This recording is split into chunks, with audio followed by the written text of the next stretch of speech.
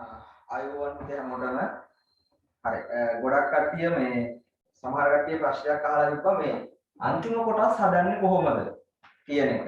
හරි මේ ගණන් වල තියෙන 3 වෙනි නැත්නම් 4 වෙනි කොටස් හදන්නේ කොහොමද කියන එක ගැන ප්‍රශ්නයක් අහලා තිබ්බා දැන්. ඒ නිසා මම එක ගණනක් හදලා පෙන්නන්නම්. හරිද? ඔක යමු අන්තිම කොටස ගැන කියනවා නම් මේ ප්‍රශ්නේදී විතරක් නෙමෙයි පුතේ පේපර් එකේ කියන හැම ප්‍රශ්නයකම හරි ප්‍රශ්නයක් හැදෙන විදිහක් තියෙනවා. දෙවෙනි කොටසේ ප්‍රශ්න හැදෙන විදිහක් තියෙනවා. 1 2 3 කොටස්. ඒ කියන්නේ අපි කියමු ප්‍රශ්නයක් යටතේ තියෙන අණු කොටස් තියෙනවානේ. එතකොට අණු කොටස් 3ක් හැදෙන්නේ ඒ පාඩමෙන්මයි. හරි.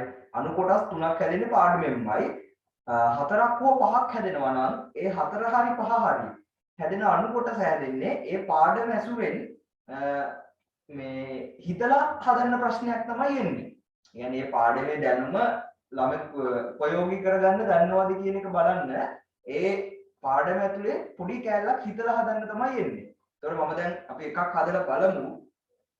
ඒ විදිහට තමයි ඒතකොට හැම ගානකම හිතන්නේ. දැන් මගේ කීප දෙයක්ම ප්‍රශ්න අහුවට මම උත්තරේ හදන විදිය කිව්වේ නැහැ. පොඩ්ඩක් හිතලා බලන්න මෙහෙම හිතන්න කියලා තමයි කිව්වේ. මොකද පුතේ මම ඔක උත්තරේ කිව්වා කියලා වැඩක් වෙන්නේ නැහැ. ඒ කැලේ තියෙන්නේ ඔයගොල්ලන්ට හිතන්නමයි. හරි? ඒ නිසා එතනදී හිතලා තමයි උත්තරයට යන්න ඕනේ. හැබැයි ඒ උත්තරයට යන්න මම පොඩි උදව්වක් කරා අහපු අයට. හරි? අපි මේ ගාන හදලා බලමු. මේකේ මුලින්ම අහනවා මාතපන්තිය. මාතපන්තිය ඔයගොල්ලෝ දැන් දන්නවන්නේ. මාතපන්තිය කියන්න පුළුවන්. කවුද? මෙතන වැඩිම වාර ගානක් ඉඳලා තියෙන මේකෙන් නම් අදාළ කෙනා. මෙන්න මෙයා. හරි වැඩිම වාර ගානක් ඉඳලා තියෙන කෙනා කවුද? 60 70 කියන කෙනා තමයි මේ හදන්නේ මම ටියුට් එකේ 4 වෙනි ගාන. හරි? දින 50කදී කිරි ලීටර් 3000ට වඩා එකතු කරන මධ්‍යස්ථාන වලට ශීතකරණයක් බැගින් දෙනු ලැබේ. සිරිදුව කිරි එකතු කිරීමේ මධ්‍යස්ථානය පාර නිලධාරියා එම මධ්‍යස්ථානයේ නොවැම්බර් මාසය තුල දෛනිකව එකතු වූ කිරි ප්‍රමාණය පිළිබඳව පහත තොරතුරු සටහන් කළේය. හරි? පළවෙනි එක මාතපන්තිය හෙව්වා. ඊළඟට දෙක දිනකට එකතු වූ කිරි ප්‍රමාණය මධ්‍යස්ථානයේ සොයන්න. හරි. මේකේ මධ්‍යස්ථය හොයන්න කියලාත් නෑ. මධ්‍යස්ථය තමයි කෙලින්ම හොයන්න කියලා තියෙන්නේ. හරි? ඒකට මම පොඩ්ඩක් මධ්‍යස්ථයක් ආපහු මතක් කරන්නම්. සමහර අය ප්‍රශ්න තිබ්බොත් මධ්‍යස්ථය හදන්නේ කොහොමද කියන එකත් අර ඊයේ පුතේ අපි ගත්තේ මේ වගුව මෙහෙම හරහට තියෙද්දී මේ පල්ලෙහා කිරු එකතු කරගෙන ගියානේ. අද ඒ වගුව පල්ලෙහාට දීලා තියෙනවා. හරි? එහෙනම් මෙන්න මේ ටික එකතු කරගෙන යන අපි මුලින් ඉස්සෙල්ලා 1 1 2 එකතු කරාම 3යි. එහෙනම් වෙන පාටකින් දාන්නම්කො. මොකද ඔක අපිට ඕන මේ මධ්‍යස්ථය හදාගන්නකම් විතරයි. ඊට පස්සේ ඔක ඕනේ නැහැ. 1 1 2 එකතු කරාම 3යි 3යි 4යි 7යි 7යි 6යි 13යි 13යි 8යි 21යි 21යි 5යි 26යි 26යි 2යි 28යි 28යි 2යි 30යි. හරි.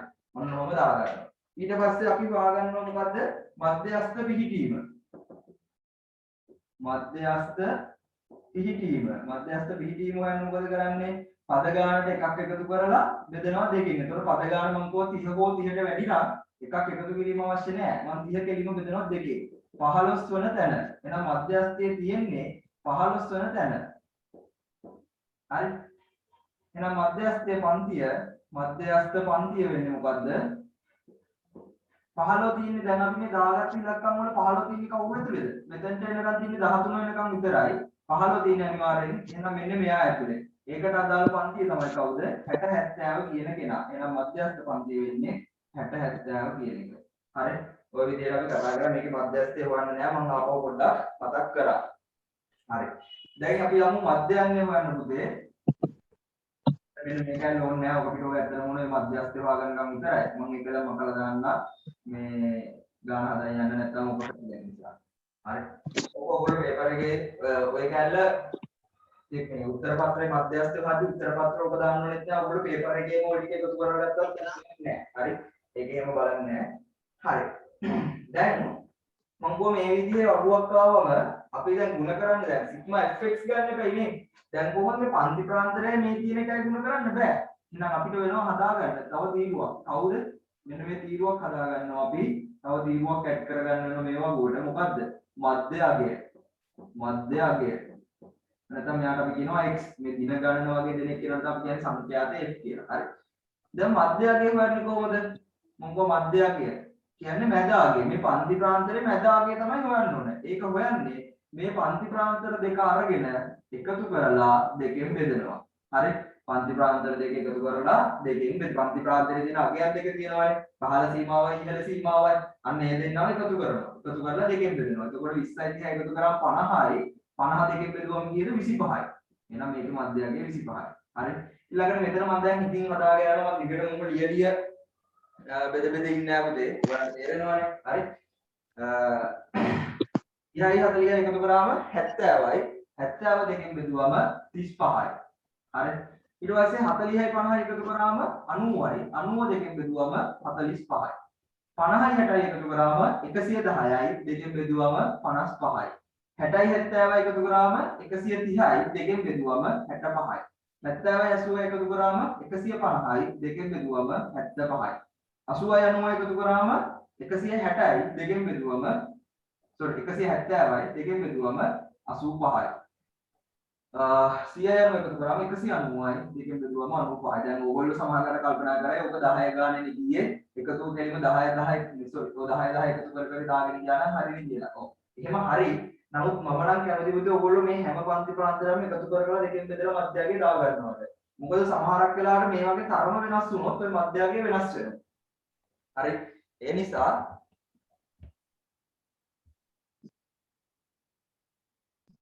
ඕනේ ප්‍රශ්නයක් නැහැ බුදේ මධ්‍යයගේ තිරු ප්‍රශ්න මැදට ආවට අවුලක් නැහැ. හරි. ඒක එහාට මෙහාට මාත් ප්‍රශ්නයක් නැහැ. දැන් මම කොහොමද ඊ මැදට දාලානේ කියලා දුන්නේ. හරි. මධ්‍යයගේ තිරු මැදට ආව ප්‍රශ්නයක් නැහැ. මේ අයිනට ආව ප්‍රශ්නයක් නැහැ. ඒක අවුලක් නැහැ. හරි. කොහොම හරි මධ්‍යයගේ තිරු මේ ගානේ තියෙන්නයි ඕන. හරි. ඔක මැදට දා ගන්නවා නම් තවත් හොඳයි. ඒකට ටිකක් හොඳයි. මේ අර වගු මේ තියෙන විදිහටම ගත්ත නිසා මම මේ පැත්තට එකතු කරේ. හරි. මේකේ මේ පන්ති ප්‍රාන්තරයෙන් එහා පැත්තටම මධ්‍යයගේ ගන්නවා නම් හොඳයි ටිකක්. හරි. මේ අර වගුව පල්ලෙහාට ගහලා තිබ්බ එක මම ඇඳපු විදිහටම අර මධ්‍යයගේ තිරු එකතු කරේ මේක. හරි. එහෙනම් මේකේ වගුවේ පුතේ තීරු වෙන්න ඕන කියලා පිළිවෙලක් නැහැ. හරි.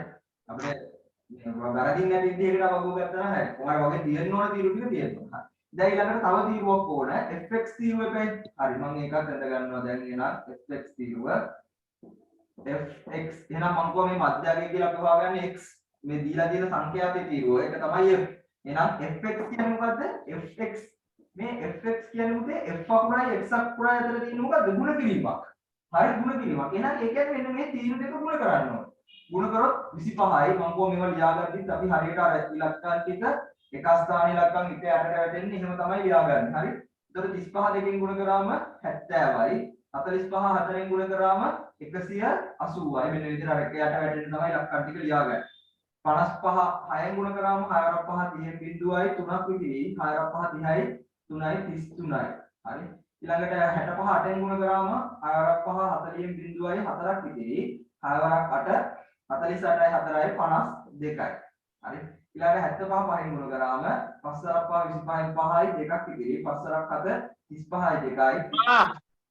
හරි. ඔය බිස්කට් එකත් ඒක අරන් ගිහලා නම්සර කොයිලා මට දෙන්න. හරි. මියුට් දාගන්න. ඊට පස්සේ 85 දෙකෙන් ගුණ කරාම 5 වරක් 10යි බිඳුවයි එකක් ඉතිරි 8 වරක් 2 16යි 1යි 17යි. ඊට පස්සේ 95 දෙකෙන් ගුණ කරාම 5 වරක් 2 10යි බිඳුවයි එකක් ඉතිරි 9 වරක් 2 18යි 1යි 19යි. හරි. දැන් අපි ගමු ওই තීරු එකතුව. මෙතන එන 5යි 5යි 10යි බිඳුවයි එකක් ඉතිරි 3යි 7යි 10යි 18යි 21යි 23යි 30යි 37යි 46න් 6යි 4ක් ඉතිරි 5යි 8යි 13යි 16යි 18යි. මෙතන එන අපිට එකතු කොහොමද කලිමුත් ආවනේ 2 1යි 3යි 7යි 13යි 21යි 26යි 30යි. හරි. එහෙනම් මධ්‍යයන්නේ හොයමු. හරි. මධ්‍යයන්නේ හොයන සූත්‍රය තමයි මොකද්ද පුතේ? මධ්‍යයන්නේ සමානයි සිග්මා fx බෙදීම සිග්මා f. හරි. එහෙනම් සිග්මා fx කියදාවේ 1860යි බෙදීම දින ගණන 30යි. හරි. මේකෙන් බෙදුවොත් අපිට එනවා හරියටම බෙදෙන මේක 18ට 6යි 6ට 1යි. හරි. මධ්‍යයන්නේ ලීටර් දවසකට එනවා දිනකට එකතු වෙන මධ්‍යයන්නේ කිරි ප්‍රමාණය ලීටර් 61ක් කියලා එනවා. හරි. දැන් ඔන්න අන්තිම ප්‍රශ්නේ. දැන් සමහරවිට ඔයගොල්ලෝ මේ ටිකම හදන්න නැති. මෙතනින් එහා තමයි සමහරක් අයට ඔන්න හිර වුනේ. හරි. මෙහෙමයි කියන්නේ. දින 50කදී එකතු වෙතයි සැලකිය හැකි කිරි ප්‍රමාණය කොපමණද? ඒ අනුව සිරිදුව මධ්‍යස්ථානයේ ශීතකරණයක් ලැබේද? හරි. උදේ මේ තියෙන්නේ දිනකට සාමාන්‍යයෙන් එකතු වෙන අගය. හරි. ඒ කියන්නේ දැන් මෙන්න මේ වගුවක් ගහලා ඒ සිරිදුව මධ්‍යස්ථානයේ බාර වෙන්න නිලධාරියා ඒකේ දවසකට ගේන ලීටර් ප්‍රමාණය කොච්චරක්ද? ඒ ලීටර් දවස් කීයක් වැටෙනවද? දවස් කීයක් ගේනවද කියලා වගුවක් ගහලා එයා හොයා ගන්නවා. සාමාන්‍ය දිනකට කොච්චරක් කිරි එකතු වෙනවද? හරි. දිනකට සාමාන්‍යයෙන් කොච්චරක කිරි ප්‍රමාණයක් ලැබෙනවද? මේ සිරිදුව මධ්‍යස්ථානයේ ලැබෙන සාමාන්‍ය අගය වගේ එකක් තමයි මේ මධ්‍යන්නේ කියන්නේ. හරි. එහෙනම් ඒ අනුව අහනවා දැන් මේ දිනපුතේ දිනක මධ්‍යන්නය දින 50කදී මෙයාට අපේක්ෂා කරන්න පුළුවන්. මේක හරියටම නෙමෙයි. හරි. නිකන් අපේක්ෂා කරනවා. මේ සාමාන්‍ය අගයක් අරගෙන අපේක්ෂා කරනවා. එතකොට දින 50කදී මෙයාට කොච්චරක් එකතු වෙනවා කියලා හිතන්න පුළුවන්ද? එහෙනම් පුතේ දිනකට ලීටර් 61ක් එකතු වෙනවා නම් දින 50කදී එකතු වෙන ගාන හොයන්න මොකද්ද කරන්න ඕනේ?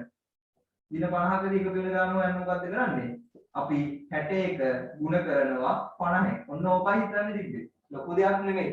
හරි. දිනකට 61ක් නම් එකතු වෙන්නේ ලීටර් දවස් 50ට කොච්චරක් එකතු වෙනවද කියලා හොයන්න 61 50න් ගුණ කරනවා. එහෙනම් 0.5 පස්සරක් 1 5යි පස්සරක් 6 30යි. ලීටර් 3050ක් එකතු වෙනවා. එහෙනම් දැන් මේ ගාන උඩ කියලා තියෙනවා දින 50කදී කිරි ලීටර් 3000ට වැඩි එකතු කරන අයට ශීතකරණයක් හම්බ වෙනවා. එහෙනම් සිරිදුව මධ්‍යස්ථානයෙන් දින 50කදී ලීටර් කොච්චරක් එකතු කරනවද? 3050ක්. එහෙනම් මෙයාට ශීතකරණයක් ලැබෙනවද නැද්ද? ලැබෙනවා. මම දැන් පොඩි දෙයක් කියන්නම්. මේක ගොඩාක් වෙලාවට එන්න පුතේ මේ හොයාගන්න මධ්‍යයන්නේ ඇසුරෙන් මොකක් හරි දෙයක් ගුණ කරලා ගන්න තමයි. හරි. බොහෝ අවස්ථාවල තියෙන්නේ ඕක. උතන චූට්ටක් හිතන්න තමයි තියෙන්නේ. හරි. ඒක මට දැන් මේ ගාන මෙහෙමයි තව ගානක් විදිහට සමහරවිට වෙනස් වෙන්න පුළුවන්. ඒතකොට ඕගොල්ලෝ ඔය අපි හොයාගන්න මධ්‍යයන්නේ ඇසුරෙන් චුට්ටක් ඔය ටික හිතන්න. හරි. ඒක ඇල්ල දෙන්නෙම අනිවාර්යෙන් ළමයින්ට හිතන්න. හරි. මම හිතනවා අපව එතකොට දැන් ඕකේ තියෙන අනිත් ඒ වගේ ගණන් ටික හදාගෙන යන්න තේරෙන්නේ නැති. අපිට මේ යන්න තියෙන වෙලාවත් එක්ක කියන්නේ මාස 5න් අපි මේ ටික කරන්න එපා. ඒ නිසා ගොඩාක්ම ඔයගොල්ලෝ තමයි ගණන් හදන්න ඕනේ. මම උදව් කරන්නම්. හරි. මේකේ මම උත්තර පත්‍රයක් වගේ එකක් දාන්නම්. ඔයගොල්ලෝ ගණන් ටික දැන් ගොඩක් අය හදලා තිබ්බා. හරි. සමහරව 16 වෙනි ගානත් අහලා තිබ්බා. 16 වෙනි ගානෙත් උදේ දැන් p අගයක් දාලා තියෙනවා. මේ සාමාන්‍ය විදිහටම වගුව හදන් යන්න. හරි. මේ p තිබ්බට ප්‍රශ්නයක් නැහැ. දැන් මම මෙන්න මේකෙන් පොඩ්ඩක් එක පැහැදිලි කරන්න. මේ වගුවෙන්න හරි. මේකේ අගයක් වෙනකොට p දාලා මම පොඩ්ඩක් පැහැදිලි කරන්න. හරි. මේක මොනවා හරි කාටවත් ලියා ගන්න ඕන කෙනෙක් ඉන්නවා නම් ටක් ගාලා මොනවා හරි සටහනක් කරගන්න ඕන කෙනෙක් ඉන්නවා නම් දාගන්න.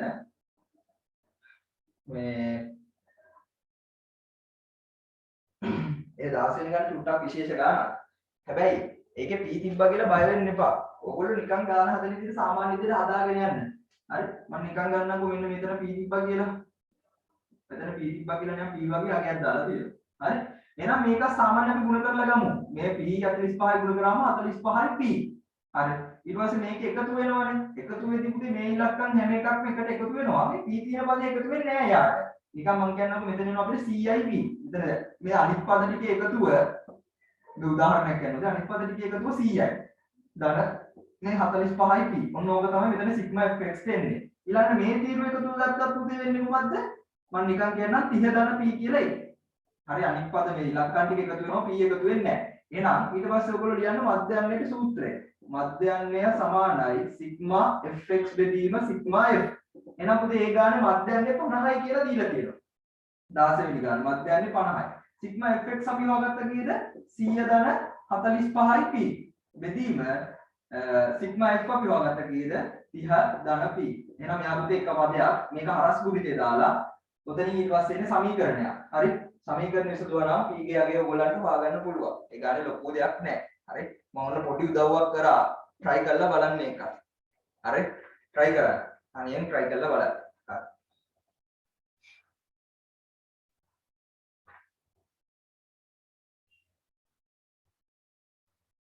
බැරි වුණොත් කියන්න මම ආපහු උදව් කරන්න. හරි. හරි. අපි ඊළඟට යමු. අද කතා කරන්න තියෙන්නේ උපකල්පිත මධ්‍යයන්නය. ඊළඟට මාතෘකාව උපකල්පිත මධ්‍යයන්නය. මේ උපකල්පිත මධ්‍යයන්නයක් භාවිතා කරලා කොහොමද ගාන විසඳන්නේ? මේ ඉගෙනගත්ත ක්‍රම ටිකමයි. හරි. මේකට තව පොඩි වගුවට තීරු දෙකක් එකතු වෙන එක තමයි වෙන්නේ.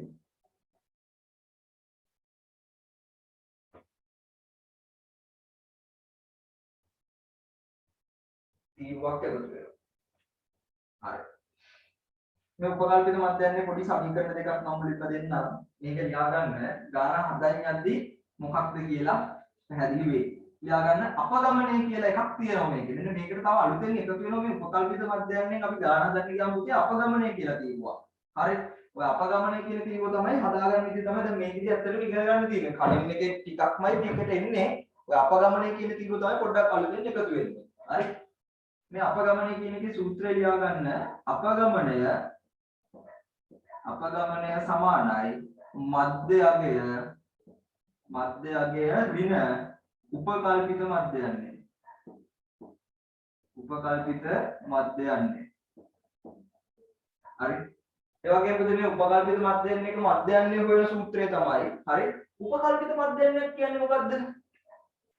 උපකල්පිත මොකක්ද ඒ කියන්නේ? උපකල්පනය කරන පුතේ අපි ඔයගොල්ලෝ දැනට උපකල්පනය කියන්නේ මොකද්ද? අපි හිතලා ගන්නවා නිකන් හිතනවා මෙන්න මෙයා මධ්‍යස්ථය කියලා ගත්තොත් කියලා ගාන හදන්න යනවා. හරි. මෙන්න මෙයා මධ්‍යස්ථය වෙයි කියලා හිතාගෙන මෙන්න මෙයා මධ්‍යස්ථය නම් කියලා හිතාගෙන ගාන හදාගෙන යනවා. දැන් අපි අගයක් උපකල්පනය කරලා ගන්නවා. හරි. එතකොට මේ වගේ උපකල්පිත මධ්‍යයන්නේක සැබෑ මධ්‍යයන්නේ හොයන්න. දැන් උපකල්පනය කරලා කියන්නේ අපි ගන්නවා උපකල්පන හිතලා ගන්න එකක් නේ. එහෙනම් සැබෑ මධ්‍යයන්නේ හොයන්න තව සූත්‍රයක් තියෙනවා. සැබෑ මධ්‍යයන්නේ මේකට සිග්මා fx දාලා හොයන්න බෑ පුතේ. මේකේ මධ්‍යයන්නේ හොයන සූත්‍රය සැබෑ මධ්‍යයන්නය සමානයි උපකල්පිත මධ්‍යයන්නේ ධන සිග්මා fd බෙදීම සිග්මා f. හරි. මේ d කියලා කියන්නේ උද ඇත්තටම මෙන්න මේ අපගමනයට අපි සිම්පල් d කියලා තමයි කියන්නේ. හරි. මේ සූත්‍රය ලියා ගන්න. මේ සූත්‍ර දෙක ලියා ගන්න. ලියලා කොටු කරගන්න. හරි. සැබෑ මධ්‍යයන්නේ සමානයි උපකල්පිත මධ්‍යයන්නේ ධන සිග්මා fd. ඕක වැදගත්. හරි. මේක මෙන්න දිගටම ලියන්නේ නැහැ අපි. සාමාන්‍යයෙන් දැන් විභාග වගේ ලියද්දි කෙටියෙන් ලියන්නේ. සැම සමානයි උම ධන සිග්මා fb බෙදීම සිග්මා f කියලා ලියුවා නම් ඇති හොඳටම. හරි. ඔය දිගට නම් ලියෙන්න ඕනේ නැහැ. පේපර් එක බලගෙන එතකොට දන්නවා ළමයා සූත්‍රය දන්නවා කියලා. හරි. සාමාන්‍ය අපි කෙටියෙන් තමයි ලියන්නේ සෑම සමානයි උම ධන සිග්මා fb බෙදීම සිග්මා f කියලා. හරි.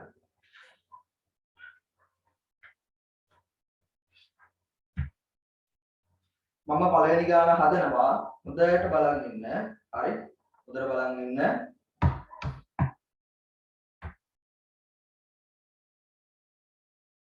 බලන් ඉඳලා ඊළඟ ගාන ඔයගොල්ලෝ තනියෙන් හදන්නවා. හරි. මුලින්ම තියෙන පුතේ පන්ති ප්‍රාන්තර නැති ගානක්. ඒකක් මම හදනවා. ඊට පස්සේ මේ ඒකේ 18 වෙනි ගාන ඔයගොල්ලෝ හදන්න ඕනේ. හරි. ඊට පස්සේ පන්ති ප්‍රාන්තර තියෙන ගානක් මම හදලා පෙන්නනවා කොහොමද ඒකේ වෙන්නේ කියලා. ඊට පස්සේ 21 වෙනි ගාන ඔයගොල්ලන්ට හදන්න පුළුවන්. එතනින් එහාට ගණන් ටික ඔයගොල්ලෝ හදාගෙන යන්න ඕනේ. 24 වෙනකන් තියෙන ගණන් ටික ගෙදරදී හදන්න ඕනේ. හරි. මොන මම පළවෙනි ගාන හරි මේ ටික ලියාගත්තනේ. පළවෙනි ගාන කියලා දෙනවා හොඳට අහන් ඉන්න. හරි. කොහොමද මේක කරන්නේ? ගිනි කූරු පෙට්ටි කීපයක ඇති ගිනි කූරු ගණන් පහත වගුවේ දැක්කේ. මම ওই වගුවේ කෙලින්ම පල්ලෙහාට ඇඳ ගන්නවා. හරි. දිගාතට ඇඳ ඉන්නේ නැහැ. මම කෙලින්ම ඕක පල්ලෙහාට ඇඳ ගන්නවා. මේ සූත්‍ර දෙක ඔයගොල්ලන්ට ටියුබ් එකේ තියෙනවා. හරි. වගුව මම පල්ලෙහාටම ඇඳ ගන්නවා.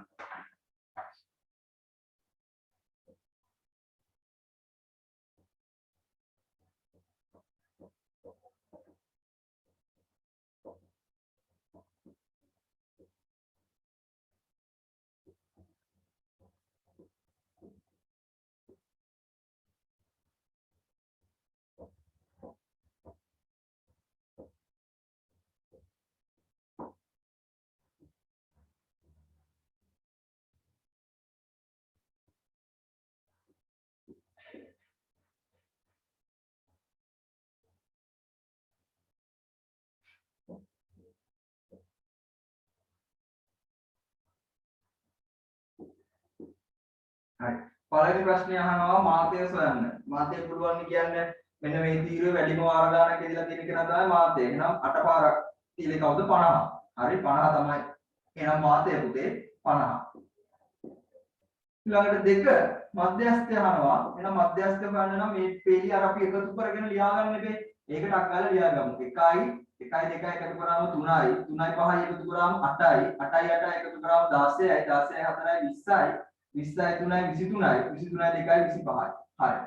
දැන් නම් 30ට අඩු ගණනක් ආවේ. වෙන එකක් එකතු කිරීම අනිවාර්යයි. හරි. මධ්‍යස්ථ පිහිටීම හොයන්න යනවා අපි. මධ්‍යස්ථ පිහිටීම සමානයි n ධන 1 බෙදීම 2යි. මේක ලිව්වත් ප්‍රශ්නයක් නෑ. අර ඔයගොල්ලන්ට පේන්න ඕන මේ විතර පෙනෙද්දී ඔක මතක් වෙන නිසා මම ලියන්නේ. නැත්තම් ප්‍රශ්නයක් නෑ. හරි. කෙලින්ම 25 ධන 1 කියලා ගත්තට ප්‍රශ්නයක් නෑ. එහෙනම් 25 ධන 1 බෙදීම 2යි. ඒ කියන්නේ උදේ 26 බෙදීම 2 කියලා කියන්නේ 13 වන දැනනේ. 13 වන දැන. එහෙනම් 13 තියෙන්නේ මේ ඉලක්කම් වලින් කාගේ ඇතුළේද? මෙන්න මෙයා ඇතුළේ. මෙයා ඇතුළේ 13 තියෙන්නේ. මොකද මෙතෙන් දෙනකන් තියෙන්නේ 8 විතරයි. 13 එහෙනම් මෙතන තියෙන්නේ. එහෙනම් ඊට අදාළ මේවා එක තමයි 50. එහෙනම් මධ්‍යස්ථය වෙන්නේ කවුද? මධ්‍යස්ථය 50. හරි. දැන් මේක ඊළඟ කෑල්ල තමයි හොඳම කෑල්ල. මාතය උපකල්පිත මධ්‍යන්නේ ලෙසගෙන. හරි.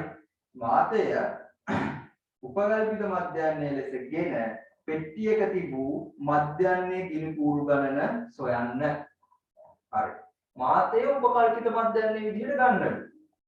ඒ කියන්නේ මොකද්ද උදේ? මාතය උපකල්පිත මධ්‍යන්නේ. එතන මාතය කියන්නේ කවුද? මේ අපි හෙව්වා. කවුද? මෙන්න මේකේ වැඩිම වාර ගණනක් විදිහට තියෙන කියන 50. අන්න ඔය අපිට උපකල්පිත මධ්‍යන්නේ විදිහට කෙනෙක් කියවල ගන්න කියනවනේ. එයාව රවුන්ඩ් කරගන්න. හරි? ඔය ගානේ මුලින්ම එයාව රවුන්ඩ් කරගන්න. දැන් අපි හදා ගන්න ඕනේ පුතේ අපගමනයේ තීරුව. මෙහෙම අපි ගන්නවා අපගමනයේ තීරුව. අපගමනය. එහෙම නැත්නම් D. මෙතන මේ පෙට්ටි ගණන වගේ දෙන එක තමයි F කියලා කියන්නේ. හරි. අපගමනයේ තීරුව. අපගමනයේ තීරුව හදන්නේ කොහොමද? මධ්‍යයෙන් දැන් මම අතන දුන්න සූත්‍රය තුනේ ඒක සාමාන්‍ය පන්තික්‍රාන්තර වලට එන සූත්‍රය. මෙතනදිත් ඒක වෙනසක් නැහැ. මෙච්චරයි. ඔයගොල්ලෝ මතක තියාගන්න. අපි මේ රවුන්ඩ් කරන සංඛ්‍යාව තියෙනව නේද? හරි. ඒගොල්ලෝ මධ්‍යයෙන් අපිට ගන්න කියන මේ උපකල්පිත මධ්‍යයෙන් විදිහට මෙයාව හිතන්න කියනවනේ. අපගමන තීරුව හදන්න පුතේ මේ අගය මේ හැමෝගෙම අඩු කරන්න. හරි. මේ අගය මේ හැමෝගෙම අඩු කරනවා. දැන් මම 50 අඩු කරනවා 47. 47න් 50ක් අඩු කරනවා. හරි. 47න් මේ උපකල්පිත මධ්‍යයෙන් විදිහට ගන්න කියන කෙනා ඒ තීරුවේ තියෙන හැම ඉලක්කමකින්ම අඩු කරන්න ඕනේ. හරි. 47න් 50ක් අඩු කරනවා. 47න් 50ක් අඩු කරාම කීය දෙන්නේ පුතේ? ඍණ 3යි. හරි. මොකද 47න් 50ක් අඩු කරන්න බෑ. 50න් 47ක් අඩු කරාම එන්නේ කීයද? ඍණ 3යි. එහෙනම් ඍණ 3. මේ ඍණ ගණන් මම දාගන්න මෙන්න මේ පැත්තට ඇලවෙන්න. දකුණු අත පැත්තට ඇලවෙන්න ඍණ ගණන් දාගන්න. ඒකත් ඇයි කියලා කියනනම් ගාන හදාගන්න ලේසි වෙනවා පිටිදුර. හරි. ඊට පස්සේ ආයි 47 අයවට පොඩ්ඩක් ආයෙත් කියන්නකෝ. 48න් 50ක් අඩු කරනවා. එතකොට ඍණ 2යි. හරි. 49න් 50ක් අඩු කරනවා. මේ 50 හැමතිස්සෙම අඩු කරනවා මේ තියෙන ඉලක්කම් වලින්. හරි. 49න් 50ක් අඩු කරනවා. එතකොට ඍණ 1යි. ඊට පස්සේ මෙතන 50න් 50 අඩු කරනවා. බිඳුවයි. ඒ බිඳුව මෙන්න මැදට එන්න දාගන්න. හරි. ඊට පස්සේ 51න් 50ක් අඩු කරා. 51න් 50ක් අඩු කරාම කී දෙන්නේ 1යි. ඊට පස්සේ 52න් 50ක් අඩු කරා. 52න් 50ක් අඩු කරාම ධන 2යි. ඊට පස්සේ 53න් 50ක් අඩු කරාම 3යි. ඔන්න ඔමයි අපගමන තීරුව හදාගන්න. හරි. අපගමන තීරුව හදාගන්නේ කොහොමද? දැන් මේගොල්ලෝ අපිට කියනවනේ උපකල්පිත මධ්‍යයන් විදියට මෙන්න මෙයා ගන්න. මේක කිව්වා මාතේ උපකල්පිත මධ්‍යයන් විදියට ගන්න. මම නම් මේක රවුන්ඩ් කරගත්තා පුතේ. හරි. මාතේ උපකල්පිත මධ්‍යයන් විදියට රවුන්ඩ් කරගත්තා. එයාව ඊට පස්සේ මේ යාළු උඩ තියන අයගෙනුයි පල්ලෙහා තියන අයගෙනුයි අඩු කරන්න ඕන. හරි. මම මෙතන 47න් 50ක් අඩු කරලා ඍණ 3යි. මම ඔන්න මේක මේ පැත්තෙන් දැම්ම පොඩ්ඩක් පේන්නේ නැහැ. නමුත් ඔක දැන් මකන්න වෙනවා අපිට ඊළඟ කෑල්ල හදාගන්න. හරි. දැනට මතක තියාගන්න මේ 50 කියන කෙනාව මේ හැමෝගෙම අඩු කරනවා. මේ උඩ ඉන්න අයගෙනුත් අඩු කරනවා, පල්ලෙහා ඉන්න අයගෙනුත් අඩු කරනවා. ඒතර සාමාන්‍ය මේකට උඩ ඉන්න අය අඩු කරද්දී උඩ ටිකට ඍණ එන්නේ අපිට, පල්ලෙහා ටිකට ධන තමයි එන්නේ. හරි. ඊළඟට එහෙනම් දැන් D දැන් F තීරුවත් D තීරුවත් හරි. එහෙනම් යනවා FD තීරුව හදන්න. FD තීරුව.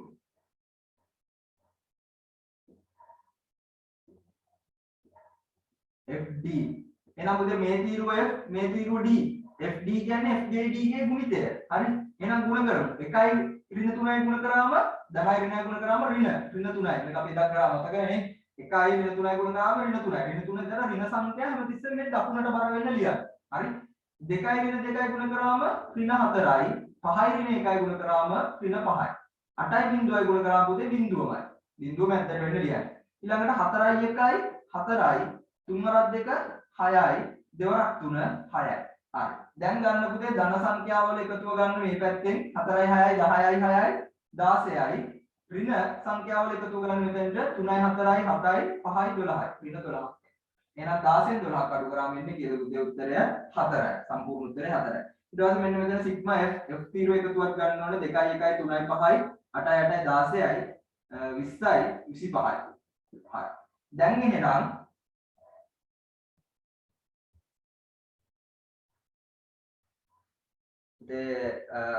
ඔයගොල්ලන්ගේ කාට හරි අනිත් අයටත් හිර වුණාද නෑ නේද? ඒ වගේ සිග්නල් පොඩ්ඩක් අවුල් ඇති.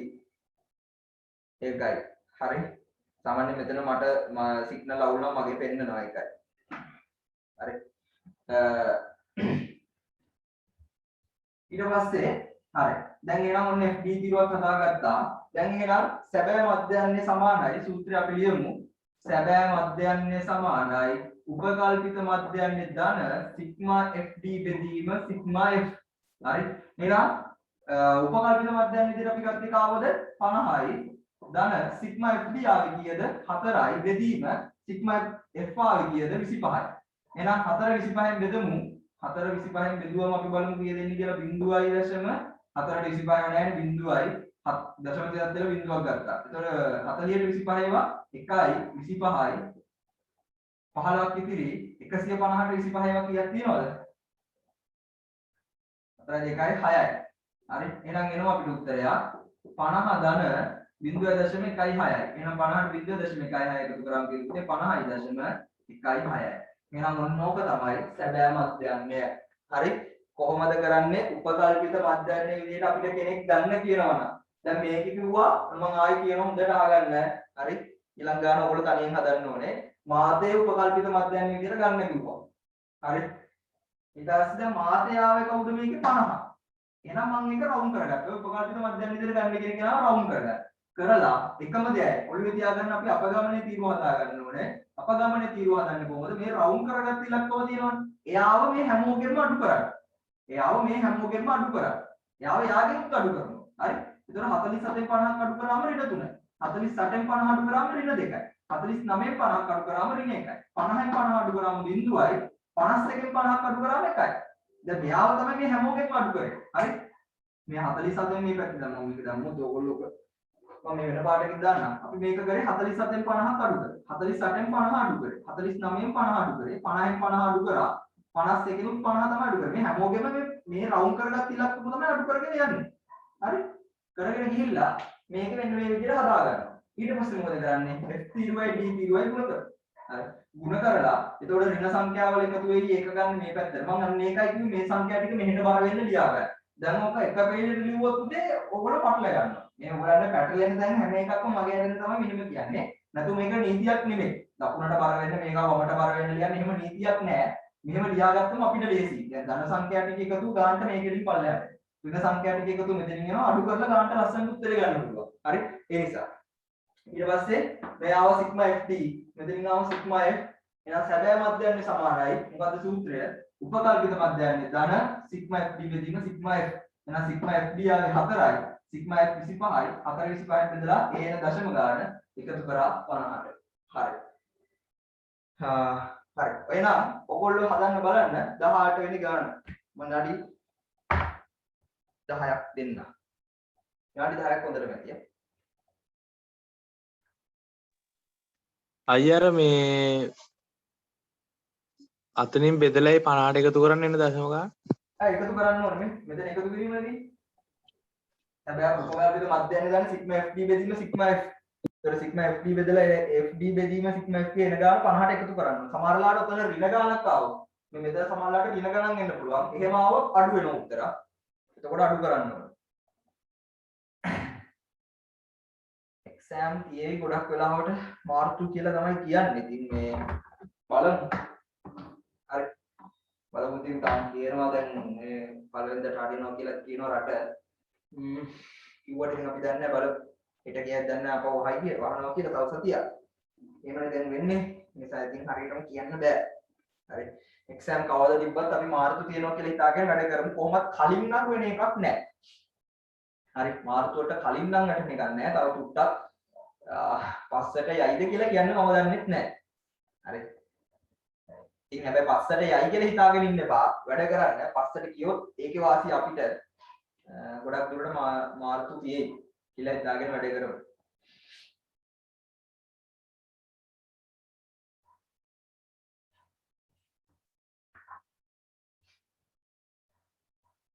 දහට වෙනි ගාන හදන්න බෝඩ් එක බලන්න නැතුව හිතින් හදන්න try කරන්න.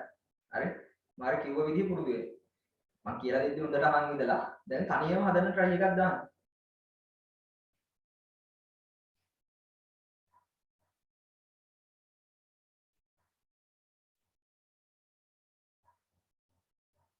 පන්ති ප්‍රාන්තරයක් ආවම උකට තව එක තීරුවක් ඇඩ් වෙන එක විතරයි වෙන්නේ පුතේ. හරි. මේ ගාන ඉස්තර මාරු නෑ. ඔයගලන්ටම තේරෙනවා ඉතින් මම කියනවට වැඩිය දැන් හදුවා. හෙට අපි ජ්‍යාමිතිය පටන් ගන්නවා. වෙනම පොතක් තියාගන්න ඒකට ජ්‍යාමිතිය මුල ඉඳලා පටන් ගන්නවා. මෙහෙම දැන් ඔයගලන්ට ජ්‍යාමිතිය අමාරු ඇති, හිතා ගන්න බැරි වෙදී එහෙම අයත් මෙතන ඇති. හරි. ජ්‍යාමිතිය සම්පූර්ණම තේරුණත් නැත්නම් අඩුතරමේ පුතේ අංග සාම්‍යයක් කරන්න හරි පුරුදු වෙලා ඉන්න. මොකද ඒ ගාන සම්පූර්ණ අතාරිනවා කියන්නේ ලොකු අපරාධයක්. එහෙම අමාරු නෑ. හරියටම අල්ලගන්න හෙට ඉඳලා කොහොම හරි අල්ල ගන්නවා කියලා හිතාගෙන ජ්‍යාමිතිය ඉගෙන ගන්න පටන් ගන්න. ජ්‍යාමිතියම අමාරු නෑ.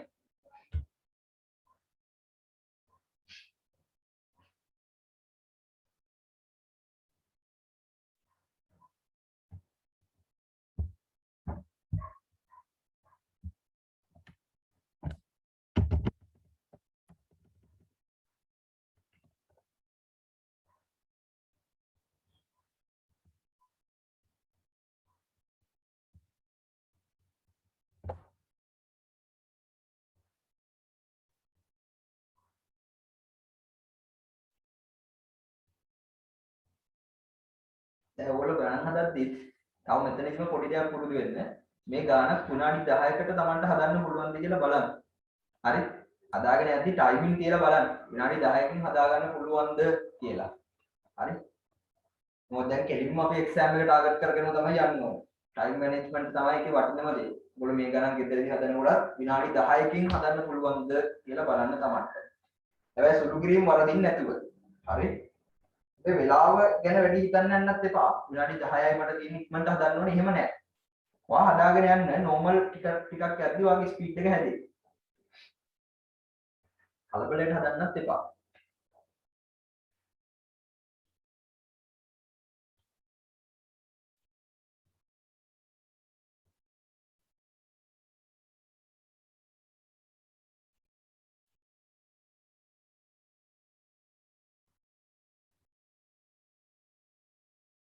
දැන් සමහරවිට ඔයගොල්ලෝ බලයි හැම පාඩමකම මම එක ගණනයිද කියලා දෙන්නේ. අනිත් ඒවා අපි තනියෙන් හදන්න ඕනද කියලා. නෑ පුතේ මේක ගණන් ඔක්කොම එක රටාවකට යන නිසා තමයි මම එක ගණනක් කියලා දීලා අනිත් ඒවා ඔයගොල්ලන්ට හදන්න දෙන්නේ. හරි. වෙනස් වෙනස් තැන් තියෙනකොට මම ඒවා කියලා දෙනවා. මේ පාඩමේ තියෙන එකම විදිහ තමයි යන්නේ මුළු පාඩම පුරාට.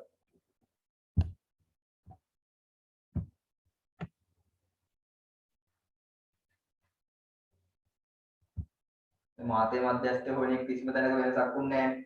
එකම විදිහටමයි කරේ.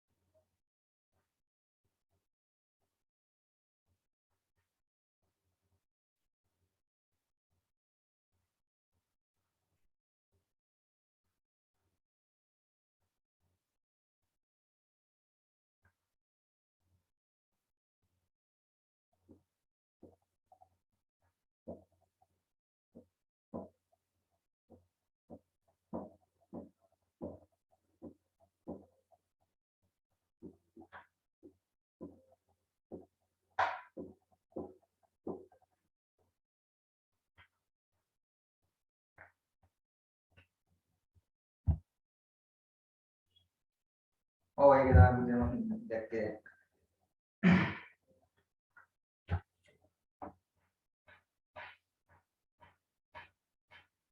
හරි අපි හදමු බලන්න එනවා. ඔයගොල්ලෝ හදන්නේ නැති හරි බලමු. එහෙනම් මේකේ කවුද මම මධ්‍යස්ථයේ කියලා හදන්න යන්නේ නැහැ පුතේ. ඒක දැන් හැම ගානකම එකම විදියට යන්නේ. හරි. මේ තීරු එකතු අරගෙන පද ගානට එකක් එකතු කරලා දෙකෙන් බෙදලා එයා ඉන්නේ කොයිද කියලා බලන්න තමයි තියෙන්නේ. හරි. මම උපකල්පිත මධ්‍යයන් හදන දරට යනවා. මාතේ උපකල්පිත මධ්‍යයන් ලෙසගෙන හරි එච්චරයි වෙලක් වෙයි. හරි. මාතේ උපකල්පිත මධ්‍යයන් විදිහට ගන්න කියනවා. කවුද මාතය? මේ තීරුවේ වැඩිම වාර ගන්නක් ඉදලා තියෙන විදිහට 15. ඒකට අදාළ ඉලක්කම 52. හරි. එයාව නම් කරගත්තා. හරි.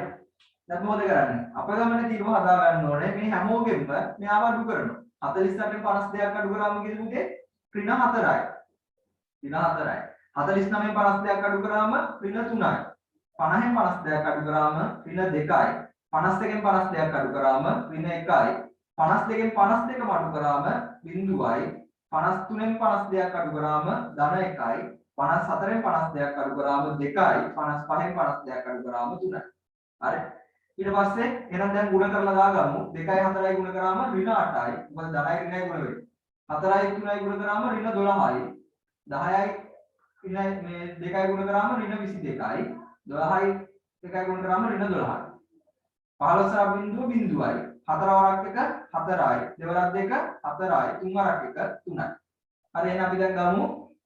මෙතන එනවා ඍණ සංඛ්‍යාවල එකතුව 12යි 8යි 20යි 2යි 20යි 22යි 20යි එතකොට 42යි 42යි 12යි කියන්නේ ඍණ 54ක් වෙනවා. ඍණ 54යි. මෙතන එනවා 4යි 4යි 8යි 3යි 11යි. හරි. එහෙනම් මෙතන අඩු වෙනවා. හරි. 54න් 11ක් අඩු කරාම 43යි. එන්නේ හැබැයි ඍණ 43. ඔයගලන්ට ආවේ ඒකද?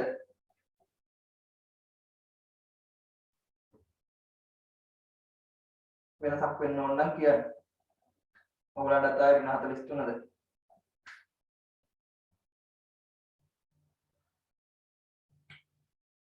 හරි. මුකුත් උත්තරයක් නැති නිසා මම හිතනවා හරි ඇති කියලා. හරි. ඊට පස්සේ මේ ටික එකතු ගත්තොත් 6යි 16යි 28යි 33යි 43යි 47යි 47යි 2යි 49යි 1යි 50යි 50ක් කියලා.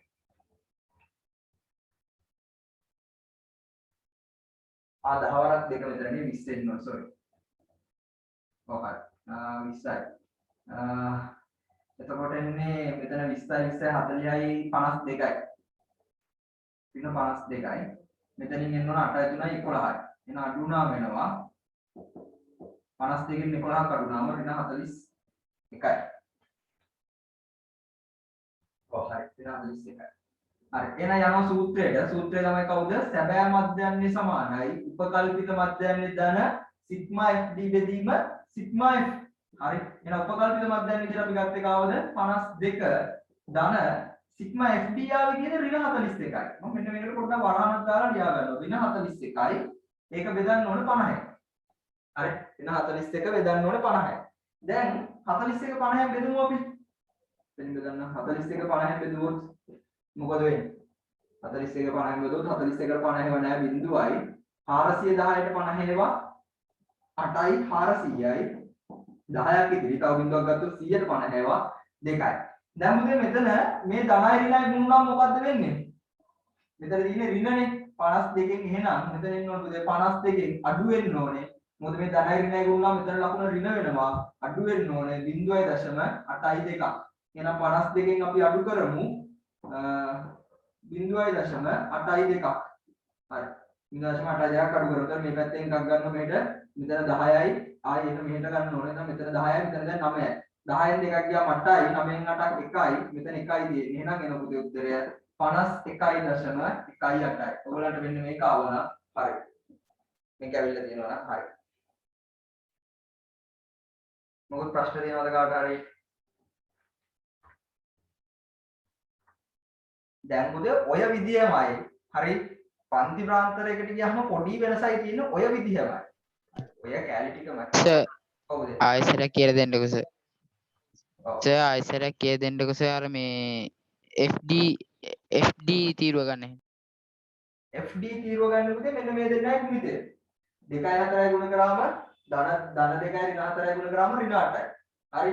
4යි 3යි ගුණ කරාම ඍණ 12යි. 10යි ඍණ 2යි ගුණ කරාම ඍණ 20යි. 12යි ඍණ 1යි ගුණ කරාම ඍණ 12යි. හරි. ඊට පස්සේ 4යි 1යි.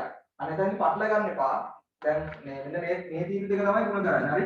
4යි 1යි ගුණ කරාම 4යි. 2යි 2යි ගුණ කරාම 4යි. 1යි 3යි ගුණ කරාම 3යි. හරි.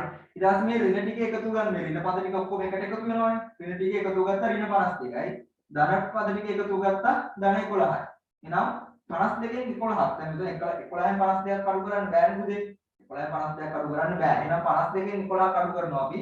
හැබැයි අඩු කරන්න තිබ්බ පැත්තට නෙමෙයි අනිත් පැත්තට අඩු කරේ. එහෙනම් එන්නේ ඍණ 41ක්. එතකොට ඔයගලන්ට තේරෙනවා මෙතන 52 ලොකුයිනේ. ඍණ 52 තමයි ලොකු. එහෙනම් අඩු වෙලා ඍණ 41 තමයි එන්නේ. තේරුණාද? මෙන්න මේ තීරු දෙකේ ගුණිතය ගන්න ගති දෙවරක් ඍණ 4 ඍණ 8යි. හරි. අපි යමු එහෙනම් මම දැන් හදන්නම් 20 වෙනි ගාන. හරි. පන්ති ප්‍රාන්තර වලට આવොත් මේ උපකල්පිත මධ්‍යයන්‍ය ගාන කොහොමද හදන්නේ කියන එකට යමු. මම හදන්නම් 20 වෙනි ගාන.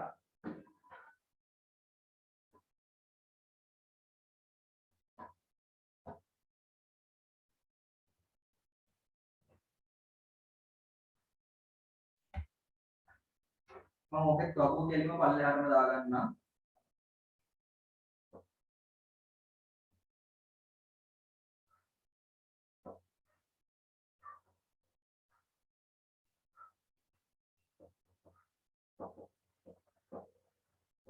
කිලෝ එකකට අල්ලන නිදි ගණන් කියලා තියෙනවා 12යි 14යි 15යි 17යි.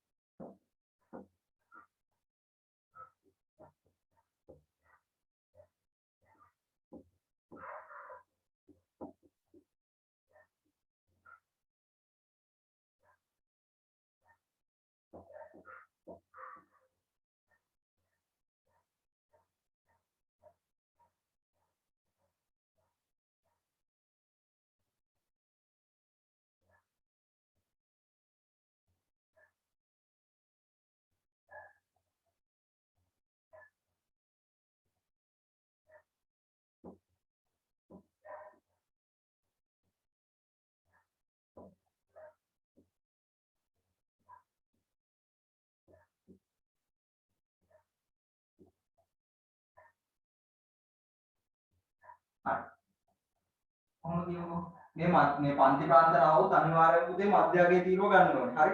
අපි එන ඔක්කොම පැත්තකින් තියලා මධ්‍යගය හදාගෙන ඉමුකෝ. පන්ති ප්‍රාන්තර එනවා කියන්නේ මධ්‍යගයේ තීරුවක් අනිවාර්යයෙන්ම ගන්න ඕනේ. හරි. මධ්‍යගයේ තීරුව හදාගෙන ඉමුකෝ. මම ගාඩියක් ඉස්සෙල්ලාම මධ්‍යගයේ තීරුව හදාගෙන ඉන්නවා. 12යි 14යි 20 එකතු කරාම 26යි. 26යි දෙකෙන් බෙදුවම 13යි. 15යි 17යි එකතු කරාම හැමතිස්සෙම මෙතන මේ පූර්ණ සංඛ්‍යාව මෙන්න නැහැ පුතේ. දශම සංඛ්‍යාව එන්නත් පුළුවන්. හොඳේ. එහෙම වෙන ගන්නොත් ඕකේ තියෙනවා. දශම එන්නත් පුළුවන්. එන්න බැරි කමක් නෑ. එන්න පුළුවන්. එහෙම හිතන්න එපා. දැන් අපි හදපු ගණන් ටිකේ පූර්ණ සංඛ්‍යාව ආවට දශම එන්නත් පුළුවන්. 15යි 17යි එකතු කරාම 32යි. 32 දෙකෙන් බෙදුවම 16යි. 18යි 20යි එකතු කරාම 38යි. 38 දෙකෙන් බෙදුවම 39යි. සෝරි. 19යි. ඊළඟ 21යි 23යි එකතු කරාම 44යි. 44 දෙකෙන් බෙදුවම 22යි. 26යි 24යි 26යි එකතු කරාම 50යි. 50 දෙකෙන් බෙදුවම 25යි.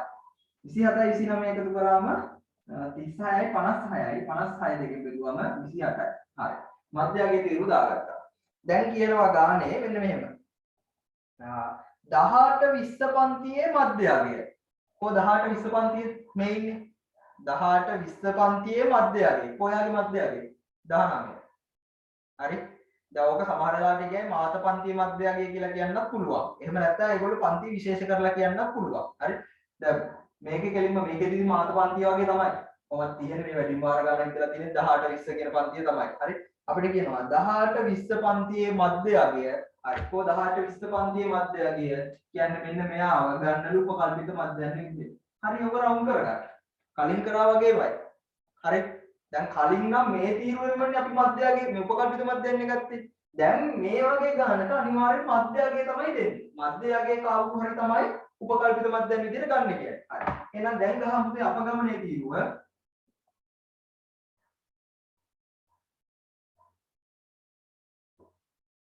අපගමනයේ තීරුව ගහමු D. හරි ගහලා මොකද කරන්නේ මේ 19 මේ හැමෝගෙම අඩු කරනවා එච්චරයි මේ 19 මේ මධ්‍යයගේ තියෙන ඉන්න හැමෝගෙම අඩු කරනවා 13න් 19ක් අඩු කරාම ඍණ 6යි 16න් 19ක් අඩු කරාම ඍණ 3යි 19න් 19ම අඩු කරාම බිඳුවයි 22න් 19ක් අඩු කරාම 3යි 25න් 19ක් අඩු කරාම 6යි 28න් 19ක් අඩු කරාම 9යි එහෙනම් ඊළඟට ගහගන්නවා කාවද FD තීරුව